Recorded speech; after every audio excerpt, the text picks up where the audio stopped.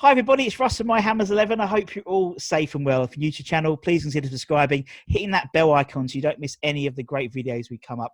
Obviously, we've got interviews coming up daily, but sometimes 2-3 times a day.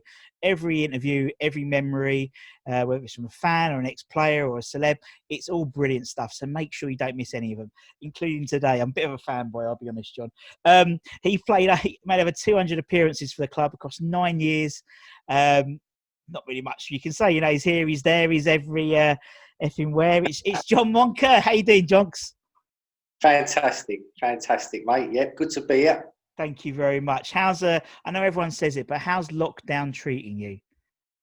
Yeah, all right now the golf course is open, so I'm getting out. Yeah, it was a little bit hard at first, to be honest with you, but I took up running again. My knee's a little bit dicky now, so because before that I hadn't run for a couple of years, so it's all right. It's just getting your mental side. Do you know what I mean? Yeah, no, I get that. And talking about that, when I signed, I just had a thing there, vision, mental side.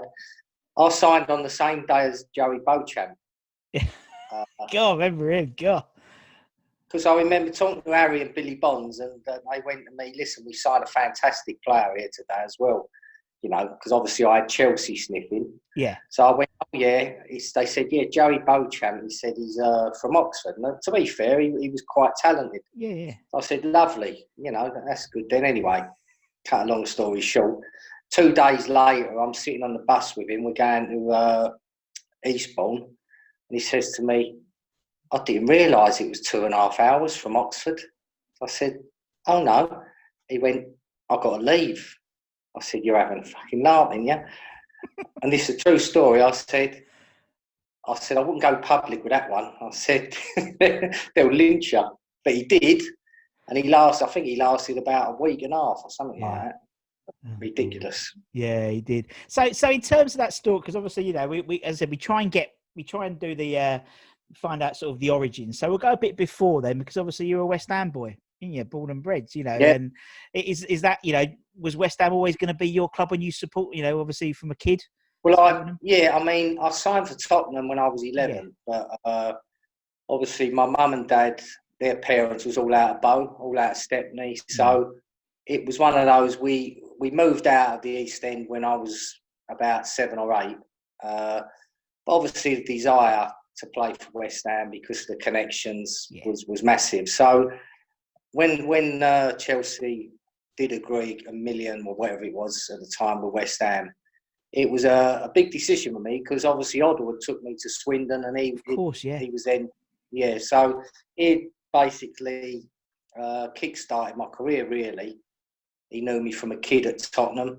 So that was probably the big thing. But when I met Billy and sat down, and then it was just one of those moments that you just knew it was right. Your heart rolled your head a little bit. I suppose Chelsea was a bigger club maybe at the time in terms of, would they offer you a better deal, whatnot. But I just wanted to sign the West Ham. So it was all tied up within a day.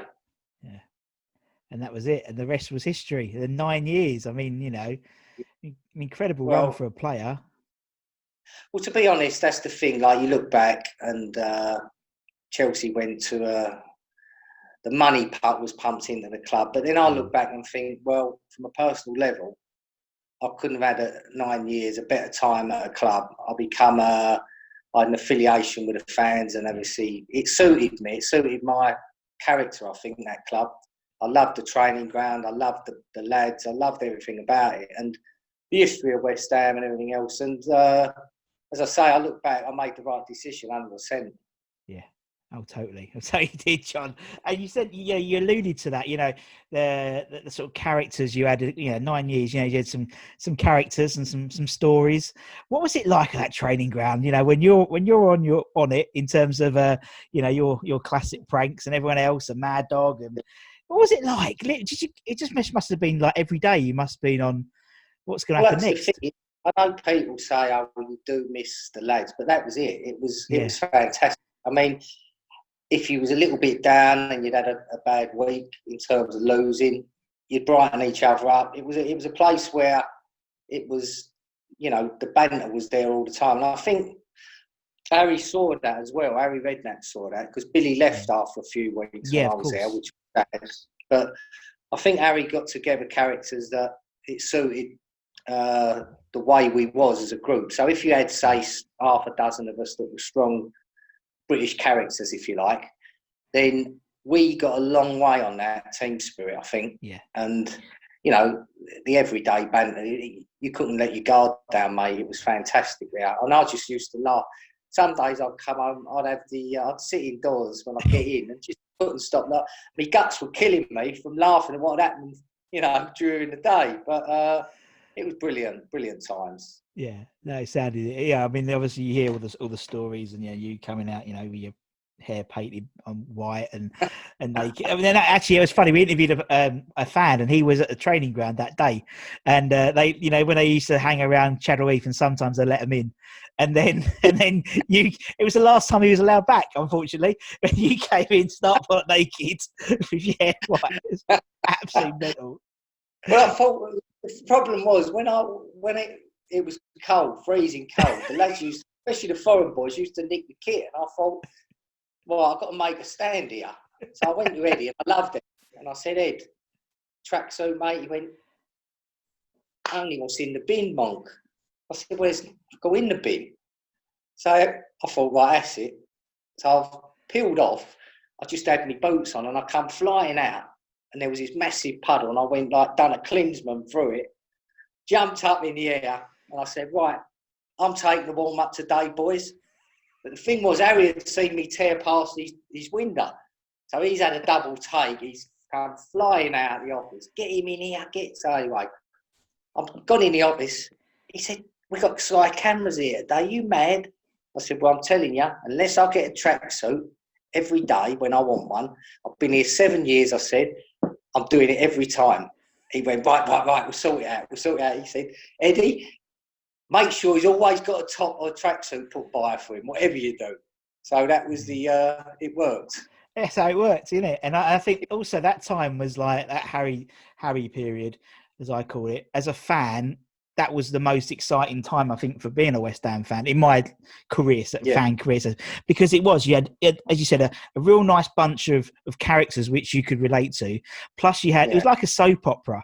Then then Paolo Futre would turn up, or then Di Canio, and it was just everywhere. It's every game. It was just it was. And people like the foreigners mixed in, they couldn't believe it half the time. No. I mean, one fella, I did laugh, that David Suga come out, and he was a golden boot by Real Madrid 2 years. And there was something wrong with his groin. I don't know, he couldn't kick the ball. I said, you got the golden Wellington here, I said, the way you're playing. Like, that was the banter. So I got on well with him. So I was buying a few shares at the time. And he gave me this, he said, look, because he was very high up with a lot of people. Sure. So he said, I've got some shares for you, Monk. He said, because obviously the lads, I had a few disasters because I was buying and selling a few shares, didn't know what I was doing really. Yeah. But it was just like having a gamble.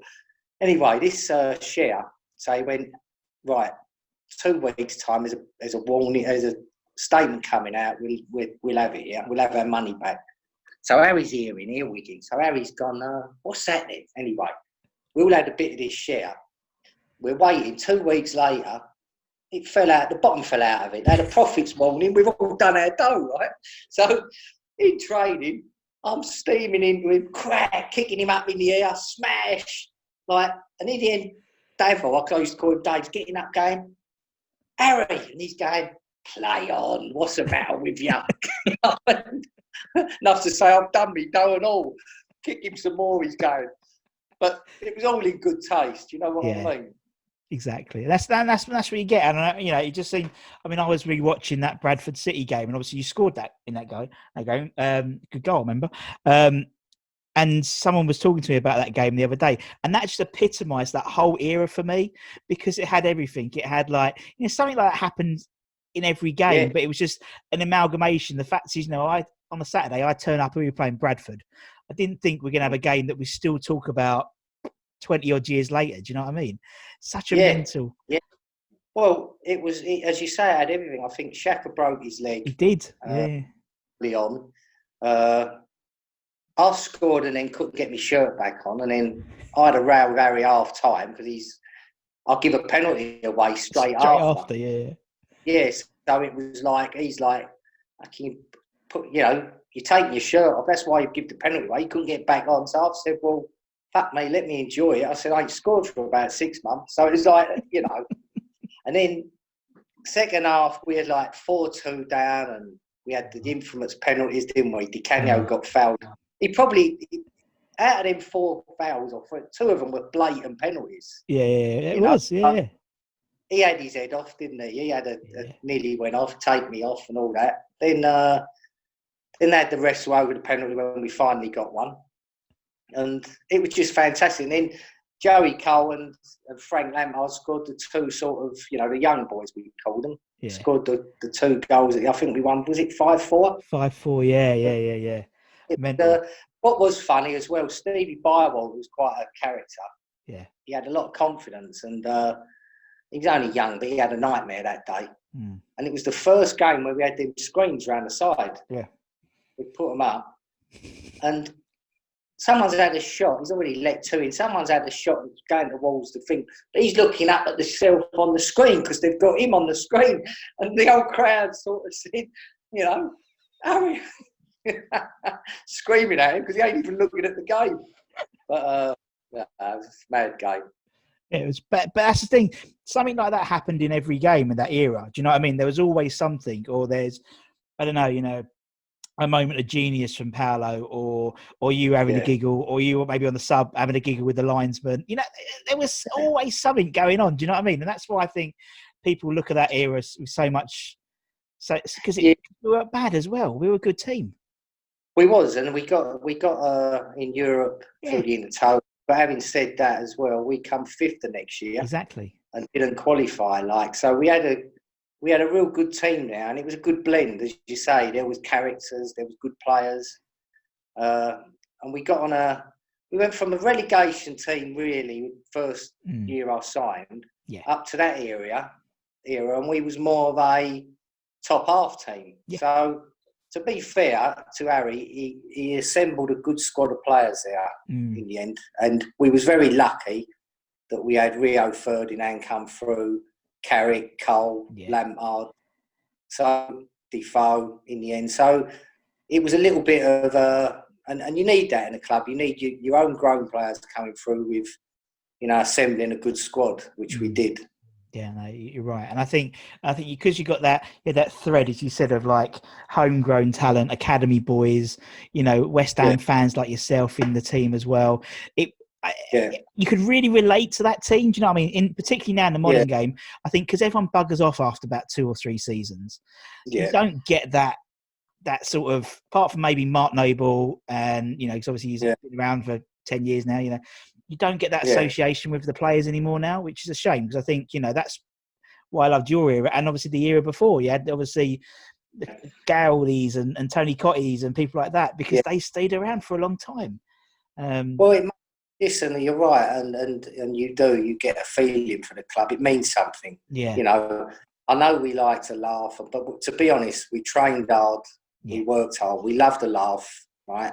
But there's no way that you go home after a defeat and not be disappointed, because, I had so many West Ham fans with my mates as well, which makes it even harder. They're not going to let off the hook. So it did, especially the boys coming through the academies, it means something. Yeah. And it goes a long way, that. No, you don't. Definitely. And that's what sort of the whole point of this channel is, to sort of talk to different fans, but also players from different eras, because it's about the stories that's around that time, but also the players, as you said. And we try and do this Hammers 11 thing. So the idea being is, picking players from a player's perspective, people they played with. Now, obviously, everyone's done it. Mad Dogs, they've all done them. Gailey, they've all done them. So it's quite interesting to see the players that meant something to them. Like a classic example is someone like Pete Butler. So Pete Butler doesn't get any fans 11 really, but most of the players like Martin Allen, Steve Jones, people like that, we really revered him as a player. And I've had to, I played with him for a year there. Yeah, exactly. I actually played with him and all a few years before on loan at Cambridge City, Sure. Cambridge United, when I went there. And I got on really well with him. You know, we dovetailed well in the midfield there. But he was like 100% Duracell. Yeah. Work, never left anything out there. You know what I mean? Wore his heart on his. So yeah, he was a good player, but he sadly ain't in my 11. No, I wouldn't think so, because he didn't really sort of play much with him.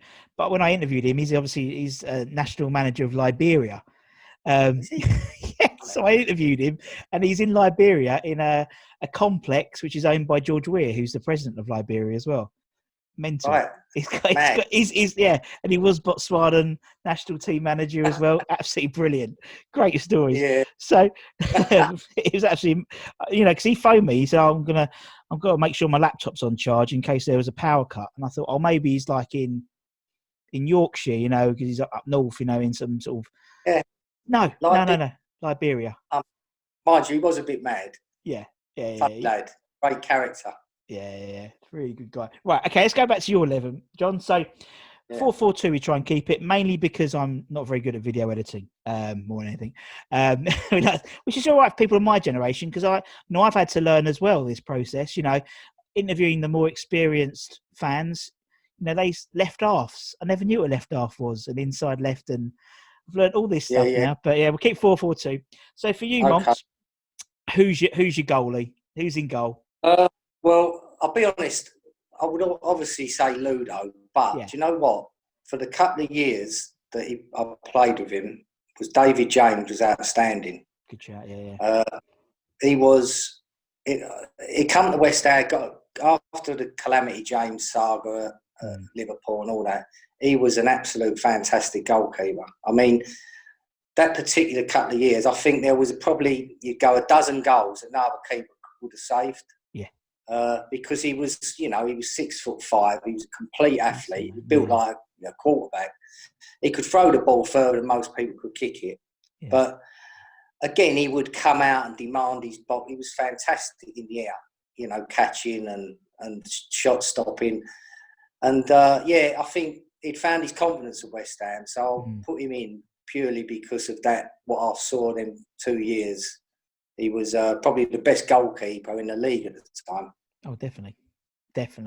And you're right. I mean, we've been all right. You just reeled off like Ludo, David James, Xhaka, Fabianski. It's one position I think West Ham never really has a problem. Well, we had a problem a little while ago when Fabianski was injured. You go to Bill Parks, isn't it? Yeah, all the way to Parksy and Ernie Gregory and God knows, Mervyn Day. It's people I've just learnt about in the last few weeks, really, people like Ernie Gregory. But yeah, goalkeeper we don't seem to have a problem with, which is not bad, and we've got a couple of good youngsters on loan at the moment who are out. It's Nathan Trott, who's just come back, and from Wimbledon. So we'll be all right, I think. Obviously, and it's important. I think I underestimated the importance of a goalkeeper when Fabianski got injured recently. Without that, sort of completely fucked up most of our season, to be perfectly honest. Changed it round for us, didn't it? We was looking low till he got Tilly when he was the main reason. So it's so important. Yeah. Goalkeeper. Not only that, it gives the back four confidence. That's the thing. Yeah. So then, what you saw at West Ham, once Fabianski got injured, then what's happening? The fella that sort of come in and his confidence is low now, it spreads to centre half, start making rash decisions. The right back, the left back, they're on edge. So it's a communication thing. It's the most important thing the keeper with the back four. Yeah. And similarly from mid, it follows on, doesn't it? So it's like the back four are confident, and you guys sit in the middle. Dave, you've got confidence in your centre. You don't have to worry so much about tracking back, and so it breeds. It's like some domino effect, isn't it? Really. Yeah. All right, I'll put him in goal. Let's go left back then, John. Who we got left back? Well, I was going to change my system for these two because you can do Stuart Pearce was. I mean, I would change my system to get my players in the team. Do you want me to do that? Yeah, do it, John. John, right. You can do anything. What I'll say then, I would say left wing back. Yeah, would be Jude Hicks because he was probably the best left back I've ever played with. He had everything. He not only was a the Terminator. He was good in the air. I just used to love it when when I was playing alongside and I see him getting stuck into the winger. It used to inspire me to. Yeah. It gave me you know what I mean? And players bounced off players. So he was tenacious. He was a good athlete, and he had the best left foot. He could open a can of beans, mate, on his left foot. There was nothing. He could drop balls into you. He could chip balls into the front. He could hit a 30, 40, 50 yard across field. So, and a left back with his goal scoring record, it's very hard to come by. So I would have to, obviously him. And what I'd do, I'd go 3 centre halves. Yeah, go on in. I would go Piercy on the left because apart from Dixie, he's the other best left back I've ever seen. Yeah. So that's why I'm changing the system really to get these two in the pitch. So I'd have Piercy, Stuart Pearce left centre half. Another again tenacious, good technique, but they used to frighten the life out of wingers. I can imagine. Yeah. I mean, I played against Piercy a few times, and he was an animal, but he wasn't dirty. That's the thing. He wasn't over the top. And another player with fantastic qualities, great left foot, and you need them characters in your team because, like any good team, you need to have the opposition feeling a little bit fearful, and they're the sort of players that done that. Definitely, and you're right. It's like, particularly someone like Julian. Not only would he get you guys going, but he'd get the crowd going from a left back. It's not a glamorous position, left back. You have picked probably 2 of the greatest left backs that West played for West Ham, but still, he could tackle or one of his, as you said, one of his pings. Everyone be on their feet, and we've heard the stories about him training and going in, and if he wanted to do it, he'll do it, and he wouldn't warm up. And we interviewed Tim Breaker, who was like, I couldn't understand. He really pissed me off because I'd be training, warming up for like 30 minutes, and then Julian would just come out and just ping a ball. But that was it. He never stretched. He never done nothing like that. He just used to turn up, and that was it. He was ready to play. But I think that was his way of not giving the monkeys. It helped his. Do you know what I'm saying? Certain players are like that. Yeah. If he put that, it's not that he was unprofessional. No. The fact that it was his way of preparing for a game or training. He'd rather put it in the game as well, it seemed, rather than necessarily do. Do you know what I mean? And for him to go out there and think, right, I'll do my own thing. I'm Julian Dix. That helped him. Do you know what I mean? Yeah. So I'm going to relate to that. So then I'd have Alvin Martin. Yeah, Big Alf. Big Alf. Another player that,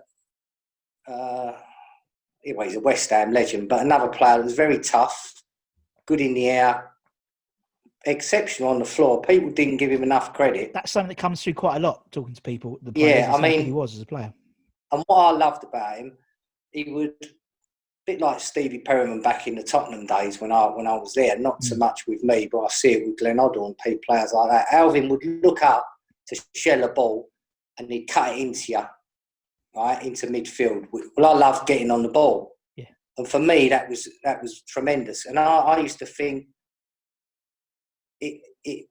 what it did for me, the opposition would drop off because he'd look to ping it down or go long or ping it down the line and cut it into me. Yeah. So it'd give me a yard to turn and try and I thought, well, he's a footballer because he trusted me enough to give me the ball.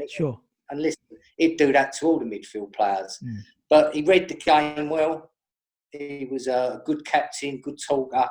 So him in the middle there, marshalling, I would say was, been a great, what's the combination with some sort of PSC. And the other one alongside him would be Rio Ferdinand. Oh, yeah, nice back three. Yeah, and the thing is, you've got a balance with the left and right there. And Rio was the Rolls Royce. I mean, there wasn't nothing he couldn't do, really. He could play any position in the park. He had it all. I mean, he looked like he was never...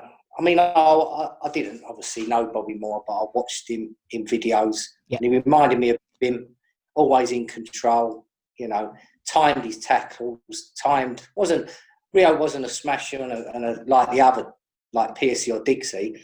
He would nick balls off of people. He would, you know, you couldn't get past him.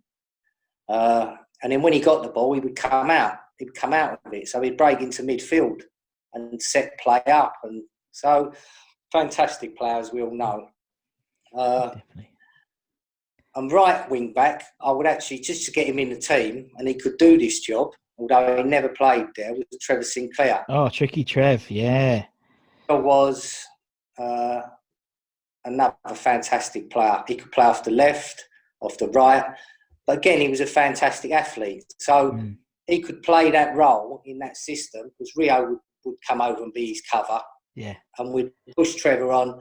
You'd get him on the ball going forward more than anything. And he would make an extra attacker. Do you know what I mean? Yeah. So they're the sort of players that would fit that back system because the two wing backs could become wingers up, you know, Dixie and Trevor.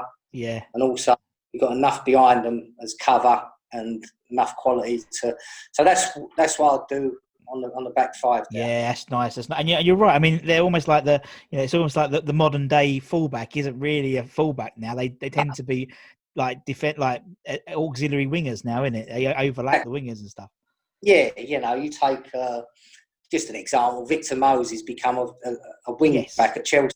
Yeah, because he had enough cover behind him. So Trevor Sinclair could do that all day long. Yeah. In actual fact, he was a better defender than him. So that wouldn't be a problem. Nah. Okay, we'll put Trevor in. Okay, that's the back five. Let's go into midfield then. John, who've you got a few midfielders then? This was tough, but I would put Ian Bishop. Bish Bosh, yeah. Bish Bosh, one of the best players I've ever played with at West Ham because we had a telepathic sort of. Neither of us were. We were both 2-footed, and we was quick in the brain. We were, you know, there was a couple of years there, maybe 3 years. We'd put ourselves against any pair in the middle there. You know, don't care who it was, whether it was, I don't know. We had some battles against Holloway and Barker. There was always Vinnie Jones and the other fella. And then you went into like the Arsenal lot or the Man United lot. We didn't fear no one meeting because we had a lot of confidence and we had a lot of confidence in each other. So I'd know where he was. I could flick a ball round the corner to him, one touch. He'd give it back to me. We'd be freed up. He'd do the same. And he was a player a bit like me where you could hit, you know, off of either foot, long balls. Yeah. He could play short. Very intelligent footballer, Bish, and should have played for England, in my opinion. Yeah, should have done. When I interviewed Mad Dog, he said I loved Ian Bishop and I hated Ian Bishop with a passion because obviously Mad Dog would be ready for war, you know, when it's game time, and Bish would go up to the midfield. Oh, hello, mate. How are you? How are you? And he'd be, what are you shaking his hand for? I want to kill the man. You know, it's like absolutely brilliant. But again, you had these different characters. You had like, you know. Martin was seething, ready for war. But yeah, Bish was, you know, a fantastic player and a lovely guy as well. And again, I could you too. You did. I can just remember it. Remember you and him just like doing a little pings to each other. It's so funny. Bring back all the memories. Right. Okay. Who's next then, John? So then, alongside him, I would have to put in Michael Carrick, right? Because another absolute quality footballer, 2 feet. Football brain, good athlete, and for a big sort of tall man, he was very elegant. He didn't stay as long as you would have wanted at West Ham. No, but he was a fantastic footballer, and I couldn't leave him out because I like that type of player. So he just sort of had a little bit like Rio at times. He never got flustered. You know, I mean, I remember going to him. We played Arsenal on a Tuesday night or Wednesday night at Highbury. So they had Petit and Vieira in there. And we had a bit of a makeshift team. Michael, I think it was his away debut. Yeah. And I said to him, listen, Mike, I said, nice and calm tonight. I went, don't worry, son, if it goes off, I'm there to back you up. I said, I want to get into them too anyway, like, banter. So we was 1-0 up and they give us 2 terrible decisions. We lost 2-1 right on kickoffs and it all went off. Anyway, I ended up before the FA on a charge and Mark Foley, and Michael Carrick had his cigar on all night. He was like, you know, it was like Pirlo in there.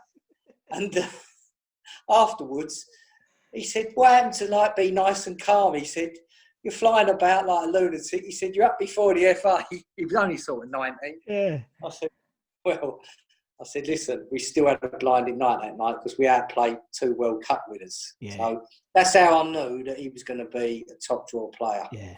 And can you see it, John, when you obviously when the youngsters come up, and obviously you've some academy boy obviously would naturally train with the first team.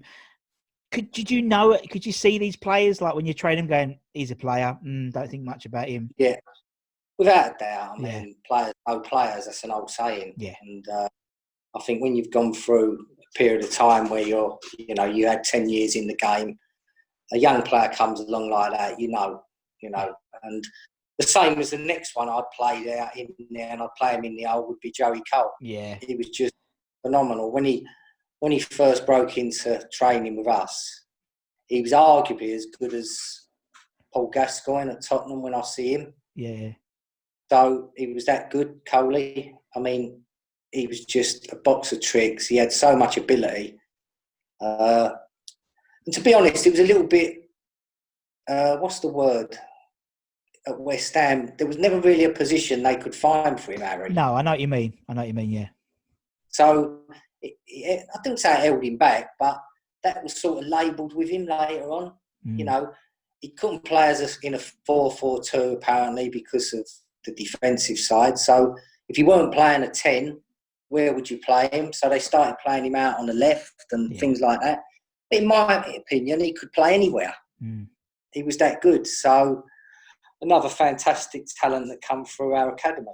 Yeah, definitely. And you're right. And it was like that famous free roll that we don't have in the game anymore now. That was that should have been Joe Cole's, isn't it? And he's almost like when he went to Chelsea, and it almost like they forced a little bit of that flair that out of him a little bit because he was more stuck on the left. Well, Mourinho, wasn't it? Yeah. But exactly. So that's where, in that system, I would play him in the old with 2 behind him. Yeah. And obviously you get the help from the wingers, wing backs. But Coley he's one of them players. If I was manager, just go out and play, mate. Go and hurt the opposition. Yeah. And when he had that freedom, I remember seeing him when he came through the youth team cup final, and he was twirling, doing those little 360s on the ball, in the final against Coventry, against a good team. I think Kirkland was in goal for Coventry. They did him like 9-0, and it's like, amazing time that was. All right, we'll put Coley in. Strikers. Tough one, this.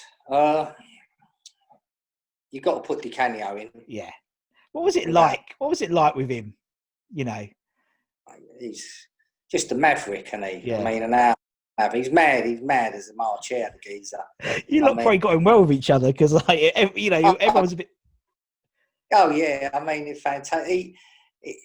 I thought I was mad till I met him. I mean, he was a classic, but he was one of them fellas that get him fired up, get him on your side. No defender could handle him. No team could handle him. He was just. He was probably a genius. You would call a genius player. We had him. His legs had gone or were going a little bit. He wasn't perhaps as quick as he was, but he was still as good as he was. He become even better with the intelligence. You know what I mean? Yeah. Player, and one of the 3 best players I've ever played with. So who are the other 2? Well, I've got to say Glenn Hoddle. Yeah. I've got to say Paul Gascoigne, but Di Canio was the best West Ham player. I would say. Good caveat. Yeah, I know what you mean. But it's not a bad. That's not bad 3 players to list as your best 3 players you played with, John. To be honest. All right, but PDC him, and who's the final piece of this Moncur pie?